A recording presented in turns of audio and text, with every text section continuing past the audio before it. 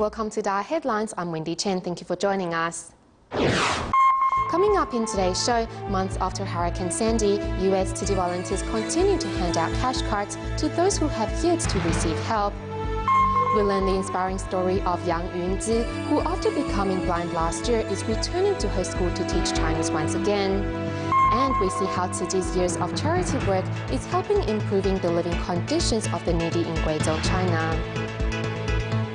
3 months after Hurricane Sandy left a trail of destruction on the east coast of the United States, Tzu Chi continues its relief work to help those affected by the storm. This time on January 26th, volunteers arrived in Brighton Beach of New York to distribute cash cards to illegal migrants who have not received any assistance so far. Almost 3 months after Sandy, it is hard to find the signs of devastation in Brighton Beach. But many of the residents in this community are still living in precarious situations because they haven't been able to get any help. All of the people here are illegal immigrants and therefore don't qualify to be helped by FEMA or any other organizations. Today, we are focused for those undocumented immigrants. In this community, they are Mexican immigrants. When they walk into this room, they don't have any kinds of expression on their face. After we give them a warm care and give them a love, they smile. That is what we want. One of the main difficulties was to convince Brighton Beach residents to come to the distribution at Shorefront. The people didn't believe that help would be provided to them, and many of them were also afraid that it was a scheme. Doing this, especially for the undocumented immigrants, is a huge, you have no idea how wonderful this is for them, because everywhere they've turned, the doors have been closed. And here comes someone who says, we are here for you, we're going to support you, this is what we're going to do for you. And it's going to make a huge difference to our families. As you can see how they're reacting and responding, it's really awesome. I've lost everything, but if I can help in any ways with the little bit I've left, I will be happy. And having all these families come to me and telling me their situation and how heartbreaking it was very, very overwhelming. We didn't get any help from anywhere because our children are not American. I just want a bed. I have 6 children. With this money, I just want to buy them some clothes. We never see that a Buddhist foundation that comes to help us, Latinos, Hispanics. I thank God that there are many people that have a great heart and give their time. They could do something better, take care of their families, but they are giving this time for us. As illegal immigrants, these people were not able to get any other help. But the New York Tzu Chi chapter will continue to work closely with local organizations to reach out to the families that are still in need. In Malaysia, as Chinese New Year approaches, the Tzu Chi Clum branch held a reunion banquet and year-end distribution for their care recipients, where volunteers also organized a series of festive performances. As Chinese New Year is just around the corner, Klang Tzu Chi volunteers organize a year-end distribution and reunion banquet for their care recipients. This is the scene at the reunion banquet held at the Tzu Chi Klang branch. To celebrate the upcoming Lunar New Year, Tzu Chi volunteers organized various activities, including this photo booth, which was well received by the care recipients. We added booths to this year's reunion banquet as we hope to create a festive atmosphere for Chinese New Year on behalf of our care recipients. For the past 10 years, Klang Tzu Chi volunteers have been providing love and care to their care recipients. Thanks to the volunteers, many care recipients have been inspired to become a giver. We invited them to practice recycling and adopt a bamboo coin bank. To reciprocate the love they've received from Tzu Chi, many became a giver to help even more underprivileged people.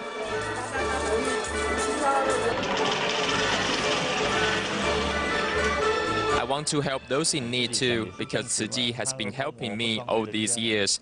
The donation is not a lot, but it is the thought that counts. Sometimes I will donate 5 cents or a dime to Tzu Chi's bamboo coin bank because we know that the money will help the less fortunate.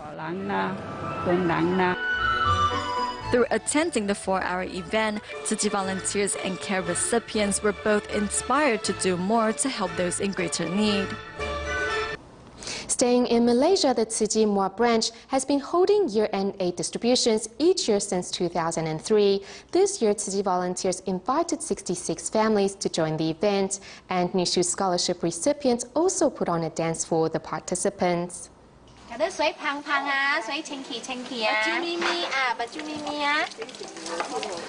Simple activities like taking a shower or clipping fingernails are difficult for Zhou Guoming and his wife, as they are both mentally challenged.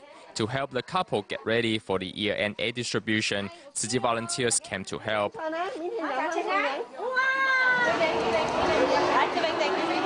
At the distribution site, the volunteers are taking family photos for the care recipients. Students from Tamil Elementary School in Tanka also put on an Indian dance to light up the venue. 5 of the students are New Shoot Scholarship recipients. Tzu Chi helped 70 poor families in our school. The volunteer, Chen Yongquan, was especially helpful. He often visited our school and assisted students in going to school. Because of the volunteer support, we feel much happier.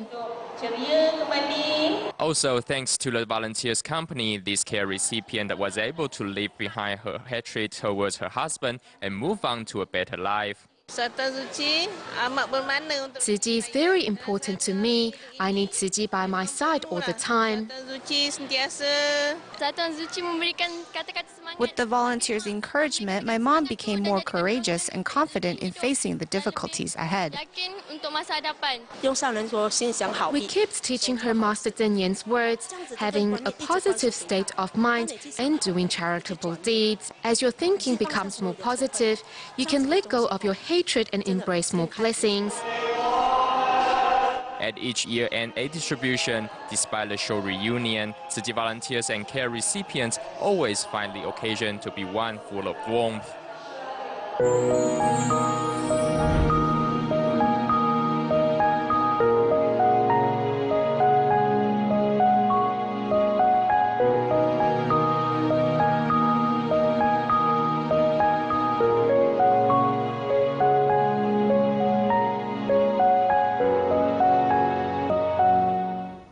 A Chinese teacher at Yilan's Luodong Middle School, Yang Yunzi, suffered from optic nerve atrophy and began to lose her eyesight last year.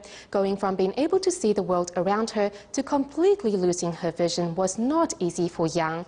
Yet with the love of her family and help from the staff at the Muguang Rehabilitation Center for the Blind, Yang not only returned to school to teach once again, but is also sharing her life story to inspire her students. 知就一了，然后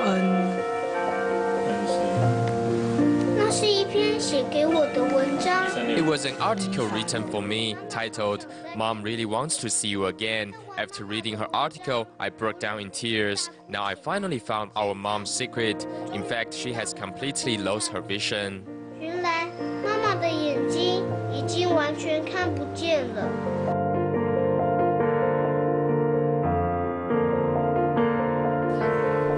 A Chinese teacher at Yilan's Luodong Middle School, Yang Yunzi, began to lose her eyesight after being diagnosed with optic neuropathy last year. One day early this year, I received a gift from a high school friend. It was a collection of Beethoven's 9 symphonies. The card that came with the gift said Beethoven's music had accompanied him and his family through their most difficult times. I know why my friend gave me this collection of CDs. It is because he wants me to be like Beethoven, to get back to the podium again. And where's my podium? It's right here. Yes, this is my stage. This is Yang Yunzi's reading class for 7th graders. However, students not only learn to read, but also gain a valuable life lesson.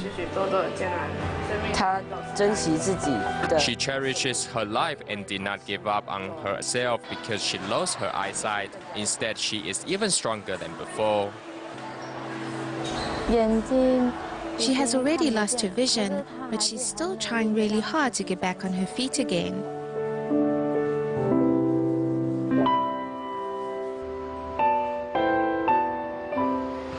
妈妈看不到的时候会有点 When mom became visually impaired, I was quite sad. I'm trying to take care of my mom. In his last year of kindergarten, Quan Quan never forgets to hold his mom's hand and lead her the way out.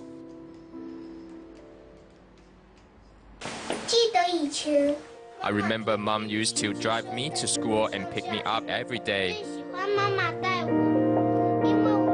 Despite being only 6 years of age and still learning to read, it is through Quan Quan's voice that Yang finds the strength and courage to go on. Mom asked if we can read Beethoven's biography, and I said yes, but I would have to read it to her instead. Apart from her son, it was also with the help of the Muguang Rehabilitation Center for the Blind that Yang learned how life can still be as colorful as before. She has to depend on her sense of touch and hearing ability and practice how to live in the outside world. I think the most difficult part was to adjust her mentality.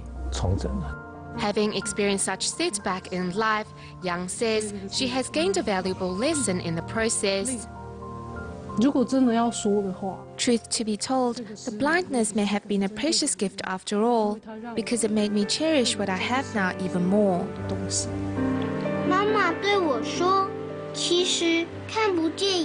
Mom said to me after she lost her vision, she now lives a simple and frugal life. The things she may have wanted before no longer matter. Today, as long as we can take a walk together, it means the world to her.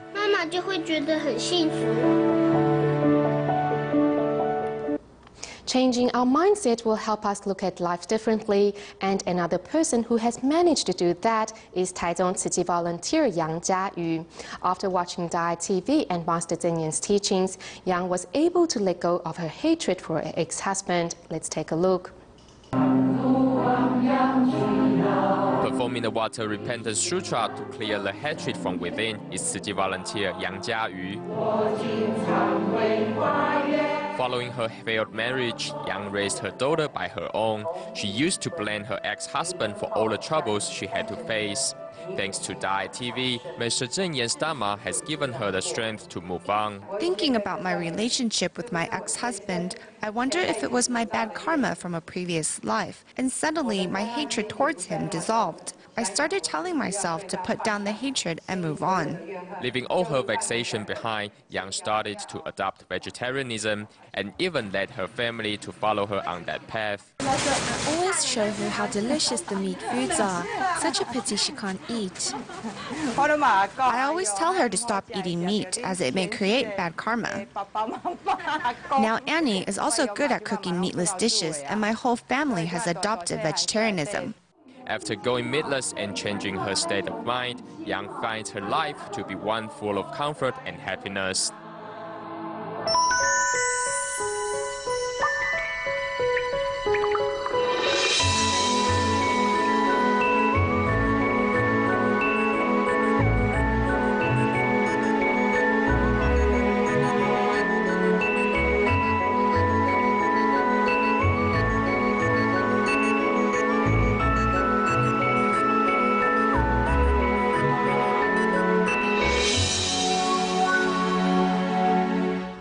In China's Guizhou, Tzu Chi began its charity work in the year of 2000 to help local residents who live on the outskirts of society through holding regular aid distributions and also building DaAi villages. In today's report on spreading love in Guizhou, we take a look at how having a stable place to call home is a jumping ground for residents of the DaAi villages.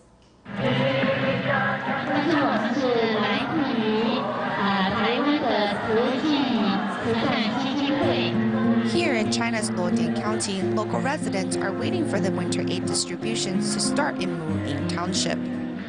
Tzu Chi volunteers will be handing out 5,930 packs of aid supplies to 1,539 households. The temperature is only 5 Celsius, and among those waiting in line is recipient Huang Shiyong, who lost his job recently. Huang walked 3 hours to the distribution event to pick up the much-needed supplies. This cooking oil will last past the Lunar New Year. I just came back from Guangdong. The business there is slow. There's not enough work for everyone, so I came back to see how things are at home. I'll get back out there after the New Year. The aid distribution is only temporarily assisting the poor residents get through the hard times. After considering all the options, it seems relocating villagers is the best step to helping them leave their poverty behind. Our first requirement is to be close to roads. It would be best if it was a major road or a national highway. The second is to be close to a marketplace. This way they can make a living and increase their wealth.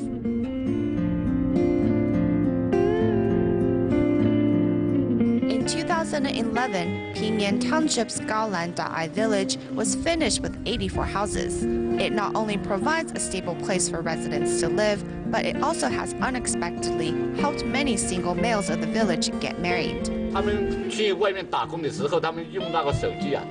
the males leave here for their job, they will use their cell phones to take pictures of the village. They then show the pictures to the girls, and the girls will think that they are well off and marry them. Originally, there were 26 single males in the village. However, after the DaAi village construction was finished, 16 of them got married the year after.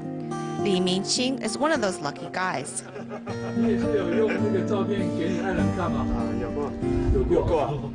Yes, my wife thought I was rich because I live in a nice house.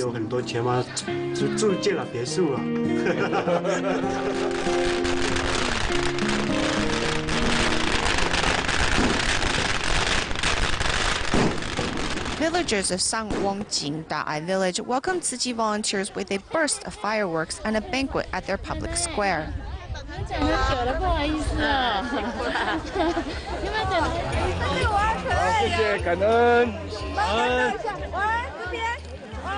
Some villagers wear their traditional clothing as they perform dialect songs to entertain everyone. Villagers are lined up to return their filled bamboo coin banks to Tzu Chi volunteers as they want to reciprocate Tzu Chi's love for building 82 DaAi village houses in the Shangwongjing and Mojian areas. It was hard to get out of the village and communication was difficult. We didn't know what was going on in the world, so everyone had a hard time making a living. Back then, we would just get by on farming and raising pigs. The 32 households of Mojian DaAi village are located near a major street in the township. The house with the tile exterior wall and a car parked outside belongs to Zhang Benrong, who has left poverty behind. From working, I met contacts, and when there are workers needed, I would tell my fellow villagers to go there to work. A few people are in construction in Shandong, so there are more opportunities for everyone. Some even have houses in Luodian County now. From a monthly salary of a few hundred Chinese yuan to now making over 200,000 a year, Zhang, although not the village head, nonetheless leads other villagers to help with the aid distribution. Tzu Chi volunteers in partnering with the local government to build DaAi villages is not only providing a comfortable place for residents to relocate to, but also a turning point for residents to leave poverty behind. Here in Kaohsiung, Taiwan, situated alongside the recycling station in Miaosong District, is the DaAi Farm, where participants from the recent Tzu Qing introductory seminar got to experience the life of a farmer. Here's small. To experience the life of a farmer, some are digging with a hoe while others are picking vegetables. But the trainees at this Tzu Qing Life Contact Camp are gaining much more than what meets the eye. I just finished attending a university camp, and now I'm attending this camp. I think both are great. Just at one camp, there are more activities, but here I can really learn a lot. In his first year of university is Liu Shengxiang. Alongside him is his sister Liu Chaoru, a fourth-year student in university. We were never in the same school. Now that we are finally in the same university, we can attend camp together. My other role in this camp is group leader, so getting to be with my brother feels great. Experiencing a different way of life and learning from each other, the same thing can be said for another sister pair as well. I was assigned to the functional teams when I was in high school. So being here, I want to start from zero to experience and see things through the eyes of a trainee. If I empty myself from within, I can advance forward. This 4-day camp is almost halfway through, and for these siblings, the camp not only is opening doors to a different way of life, but is also bringing them closer together as well. Moving to Vietnam on January 27th, Tzu Chi volunteers bought 20 tailor-made wheelchairs for leprosy patients. Tzu Chi volunteers discussed the details with the wheelchair manufacturer, hoping to provide them with a model that will best suit their needs.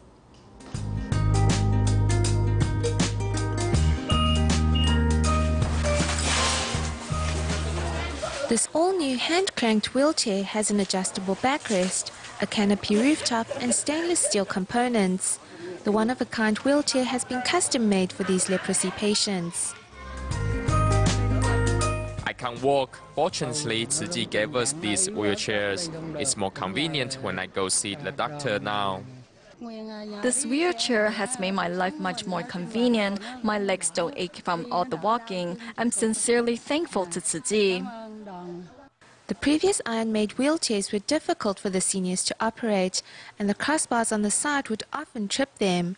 Thus, the supervisor of the leprosarium approached Tzu Chi for assistance. The donation ceremony is just the start. In future, we will bring more volunteers to come visit you and care for you, so you are not alone. Vietnam Tzu Chi volunteers also prepared snacks and desserts to share with these seniors, making this first interaction a good start for the future to come. As a new school year is about to begin for students in Guatemala, Tzu Chi volunteers carried out home visitations in Palencia and San Jose Panula in hopes of encouraging children from poor families to continue with their schooling and receive proper education. The so-called home only has one room, yet this is the typical home of poor families living in the village of Aldea El Platanar. Yes, 6 people. There are 6 people living in this wooden house. Selling black beans, coffee and chayote at low prices barely makes their ends meet. As villagers here are very conservative, they don't deem it necessary for their children to seek better lives outside the village, resulting in a low level of education. Hoping these children will continue to pursue their studies, Guatemala Tzu Chi volunteers seized the opportunity before the start of a new school year to visit these impoverished families in Palencia and San Jose Panula, hoping to invite more students to find happiness, growth and wisdom in the classrooms. Moving to Europe at the end of our show today, Netherlands Tzu Chi volunteers held their year-end blessing ceremony in the capital of Amsterdam in hopes of spreading the organization's love and ideal. We'll leave you with these images. Thank you for tuning in. Goodbye.